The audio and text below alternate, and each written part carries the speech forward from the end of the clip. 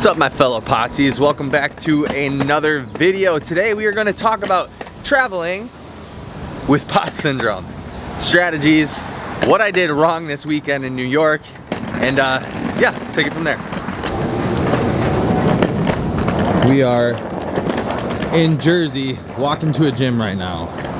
This is a question that I get asked often in the DMs from other fellow Potsies is, do you travel? And if so, how do you travel? And my answer to the first question is, we travel way too much.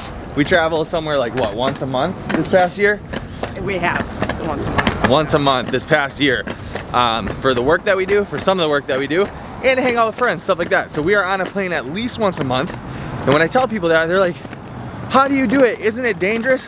It's not dangerous. I'm about to give you the lowdown on how to do it in this video right now.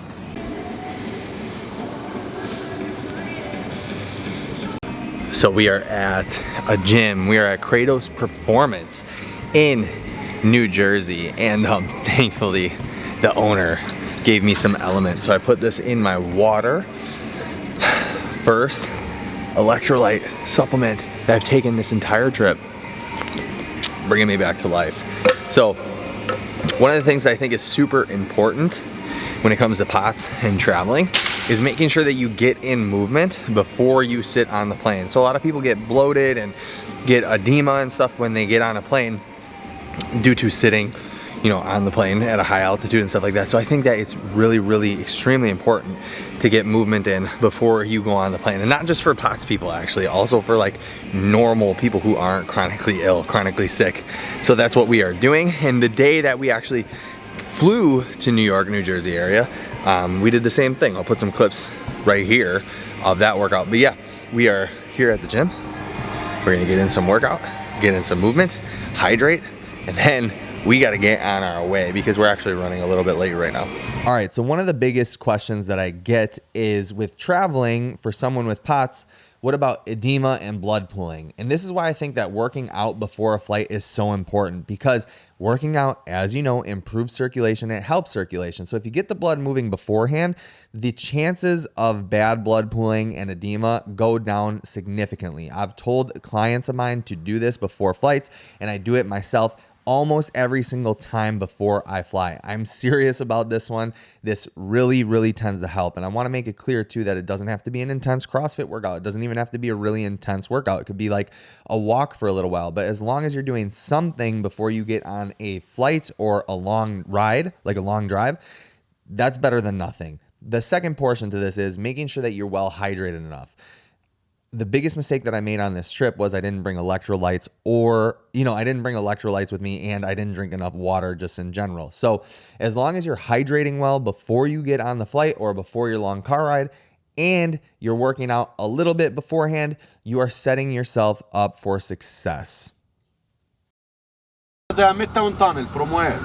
There's a fire, sir. You can't see? There's a fire. No, I'm asking you. I go around. Go around and come down on 2nd Avenue. Okay, that's my question. I see the fire. Smart.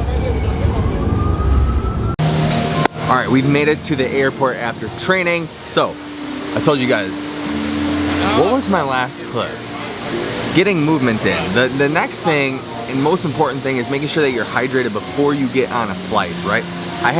Before we left, I had 2 of these on our way to New York. I had 2 of these and an element in each, so 2,000 milligrams of sodium along with water. I find that that really helps with the blood pooling and stops it, and also stops the edema.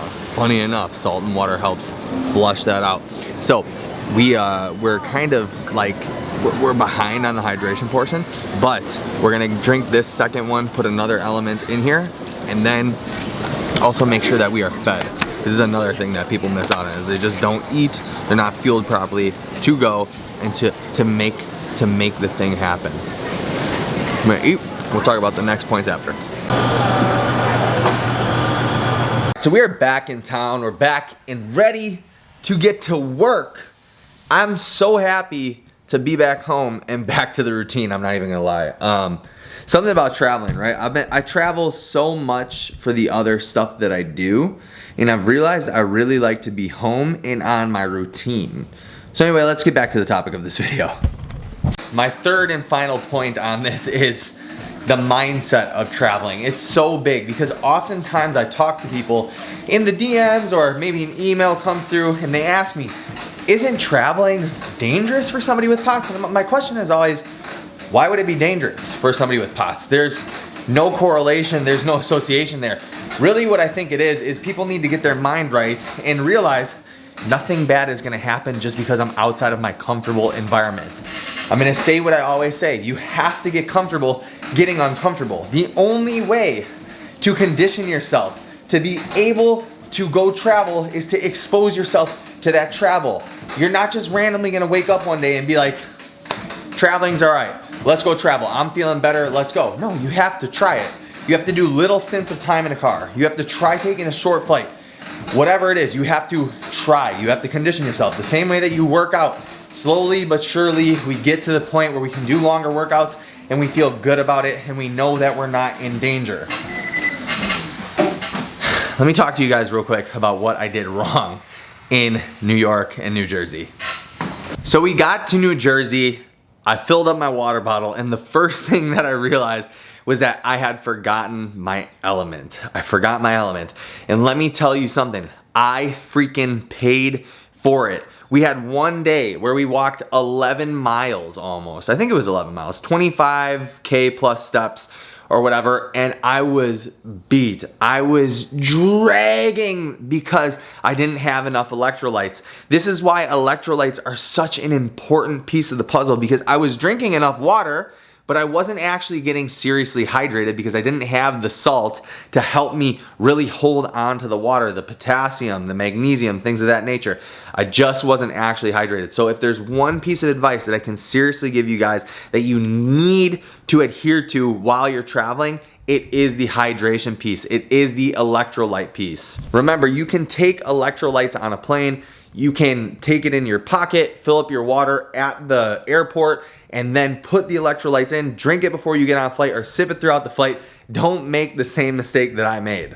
The main purpose of this video was that I wanted to show you guys me traveling. I wanted to give you evidence so you could see for yourself that traveling is not harmful, it's not dangerous, and it is possible. You can get back to doing normal daily life type stuff. And if you need support along the way, you want somebody to help you, hit me up in my DMs at JQFitLife on Instagram, or email me at jqfit1@gmail.com. Let's talk about one-on-one coaching, or hit the link in my description. I'm running an online group for POTS people specifically, where you get access to me, the other clients that are on there, a forum that's based on positivity, no talking about the negative stuff with your symptoms and all that.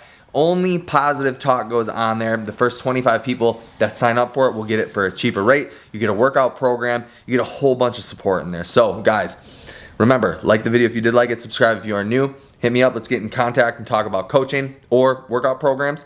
We'll talk to you guys in the next one. Peace out, goodbye.